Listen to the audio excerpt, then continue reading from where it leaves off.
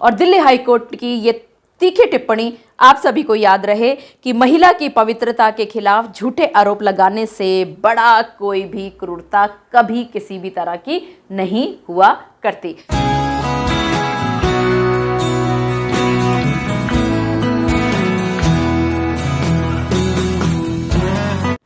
आप सभी ने अक्सर एक बात महसूस की होगी कि जब भी आपकी पत्नी आप पर किसी भी चीज़ का केस करती है, चाहे वो 498 हो, चाहे वो 125 का केस हो, चाहे वो डीवी का केस हो, चाहे तलाक का हो या सेक्शन 9, माने कोई भी केस जब भी आपकी पत्नी करती है तो आप सभी पति बिना दिमाग लगाए एक ही बात पर वार करते हो, और वो होता है कि किसी भी लड़की यानी अपनी पत्नी के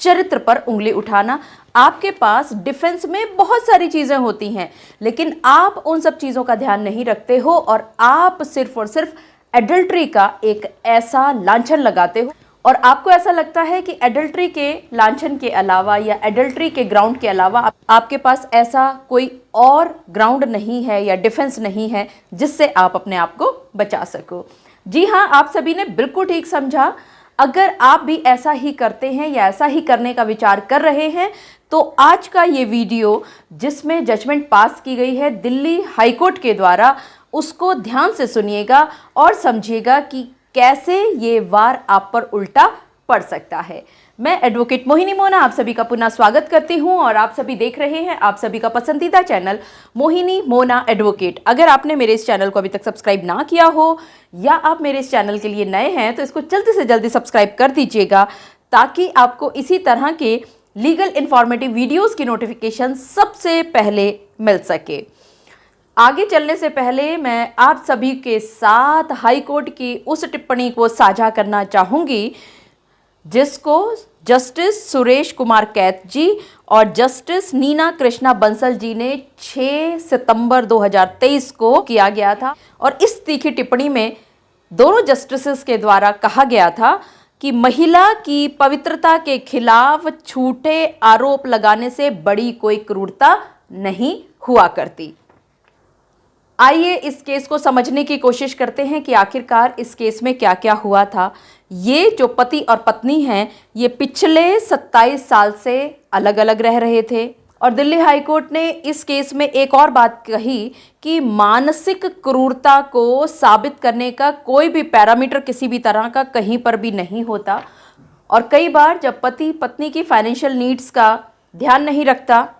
और उसके पास फाइनेंशियल इनस्टेबिलिटी होने लगती है तो ये भी कहीं ना कहीं मानसिक क्रूरता में ही कहलाया जा सकता है।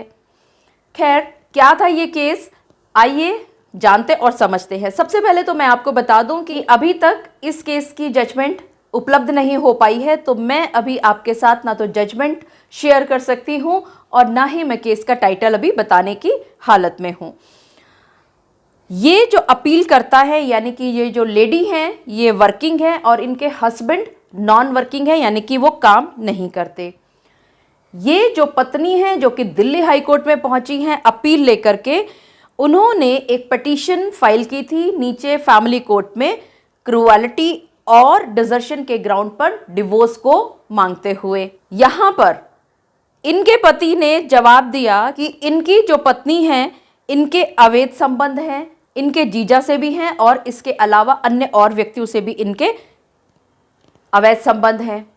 यहाँ पर एक बात गौर तलब करने योग्य होगी कि जब इस पति का क्रॉस एग्जामिनेशन हो रहा था, आपको याद है ना सभी को कि मैं आप सभी को एक बात बार बार बताया करती हूँ कि क्रॉस एग्जामिनेशन में सारी चीज़ें खुल करके सामने आ जाती हैं। तो कोशिश कीजिए कि केस के अंदर आप झूठ ना बोलें, क्योंकि अगर आप झूठ बोलेंगे तो कहीं ना कहीं क्रॉस में आप फंसेंगे और क्रॉस में फंसते ही आपका केस एकदम से खत्म हो जाएगा। और आप सभी के साथ क्रॉस एग्जामिनेशन में कौन कौन सी सावधानियां बरतनी चाहिए उसके लिए मैंने ऑलरेडी वीडियो बनाए हैं, इनका लिंक ऊपर आपको नज़र आ रहा है। आप ये सब देखिएगा और सुनिएगा और समझने की कोशिश कीजिएगा। खैर, वापस चलते हैं। पति का जब क्रॉस एग्जामिनेशन चल रहा था, यानी कि पत्नी के वकील साहब जब उससे सवाल जवाब कर रहे थे, तो इस पति ने बहुत ही अस्पष्ट जवाब दिया। उन्होंने ये कहा जब इनसे एडल्ट्री के बारे में यानी कि अवैध संबंधों के बारे में पूछा जा रहा था, तो उन्होंने जवाब में सिर्फ इतना ही कहा कि इनके जीजाजी का इनकी निजी जिंदगी में बहुत ज़्यादा हस्तक्षेप था। चलिए थोड़ा सा बैकग्राउंड में चलते हैं कि क्या था ये केस। इस पति और पत्नी की शादी होती है सन 1989 में। इन दोनों को कोई भी बच्चा किसी वजह से नहीं हो पाता है और सितंबर 1996 यानी 1996 में ये दोनों अलग हो जाते हैं। ये जो पत्नी फैमिली कोर्ट में क्रूअलिटी और डिजर्शन के ग्राउंड पर तलाक का केस दायर किया था, तो वहां पर ये कहती हैं कि ये पत्नी शादी से पहले एक मल्टीनेशनल कंपनी में काम करती थी और इनको ये बताया गया था शादी के समय पर कि इनके पति दिल्ली यूनिवर्सिटी से बीए हैं और वो 10,000 रुपये के करीब कमाते हैं। साथ ही साथ ये भी बताया गया था शादी फिक्स करते वक्त कि इनका 2.5 मंजिला मकान है, ये कह रही हैं पत्नी। और साथ ही इन्होंने कहा कि इस पति के यानी जो इनका होने वाला पति है उनका फाइनेंशियल स्टेटस बहुत अच्छा है। लेकिन पत्नी का कहना है कि शादी होते ही उनके ऊपर गाज गिर पड़ती है, क्योंकि शादी के कुछ दिन बाद ही इनको पता चलता है कि इनके पति बीए पास नहीं हैं, वो किसी भी कंपनी में काम नहीं करते हैं, वो कोई नौकरी कहीं पर भी नहीं करते हैं और अगर थोड़ा बहुत पैसा आ रहा है तो वो उनकी माताजी का आ रहा है। ये सब चीज़ें देखते हुए इस पत्नी ने फैमिली कोर्ट का रुख अपनाया और वहां पर डिजर्शन और क्रूअल्टी के ग्राउंड पर तलाक का पिटीशन दायर कर दिया। यहां पर जो पति हैं उन्होंने जो पत्नी के द्वारा दहेज की मांग दिखाई गई थी उसको और साथ ही सभी तरह की क्रूरताओं को नकार दिया। खैर आखिरकार फैमिली कोर्ट ने इस पत्नी के द्वारा दायर किए गए तलाक के केस को डिसमिस कर दिया और उससे परेशान होकर के ये पत्नी पहुंचती हैं दिल्ली हाई कोर्ट में इस अपील में, जिस अपील के लिए हम बात कर रहे हैं। हाई कोर्ट ने नीचे के सारे रिकॉर्ड को मंगवाया, खंगाला, अच्छी तरह से देखा, क्रॉस क्वेश्चनिंग देखी, एविडेंसेस जो लीड किए गए थे वो देखे, जितने भी डॉक्यूमेंट्स इन्होंने लगाए थे दोनों ही पक्षों ने उन सभी को देखा और हाई कोर्ट ने अपना ओपिनियन दिया कि ये पति और पत्नी 1996 से अलग रह रहे हैं और इन लगभग 27 सालों से इनके बीच में किसी भी तरह की सुलह नहीं हो पाई है। तो इससे ये साबित होता है कि ये जो मैट्रिमोनियल रिलेशन है यानी कि जो विवाह का गठबंधन है इसको कायम करने में ये दोनों ही बुरी तरह से विफल सिद्ध होते हैं। और इसके साथ साथ हाई कोर्ट ने बहुत सीरियस व्यू रखा। उन्होंने जब ये देखा कि पति अवैध संबंधों की बात कर रहा है लेकिन क्रॉस क्वेश्चनिंग के समय पर वो सिर्फ दखलंदाजी की बात कर रहा है, और इस तीखी टिप्पणी में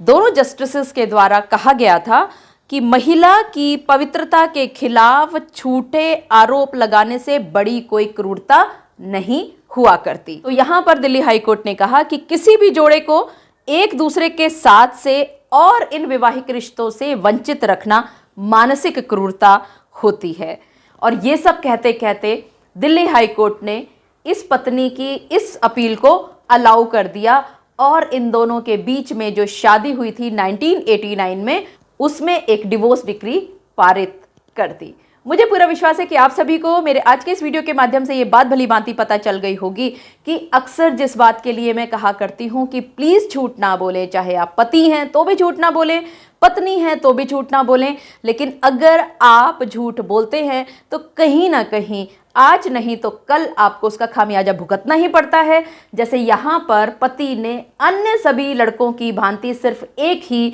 जो उनका ग्राउंड होता है या डिफेंस होता है उस पर जोर दिया, और वो भी झूठा जोर दिया कि उनकी पत्नी के उनके जीजा और अन्य व्यक्तियों के साथ नाजायज संबंध है, जिसको साबित करने में वो बुरी तरह से असफल सिद्ध होते हैं। और इसके बावजूद भी फैमिली कोर्ट इस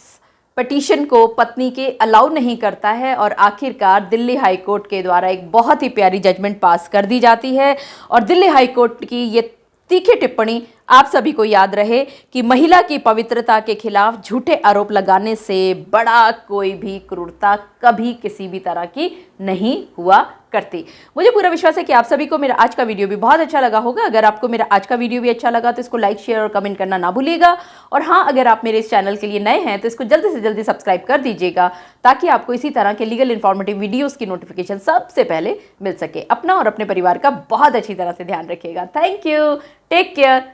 बाय बाय।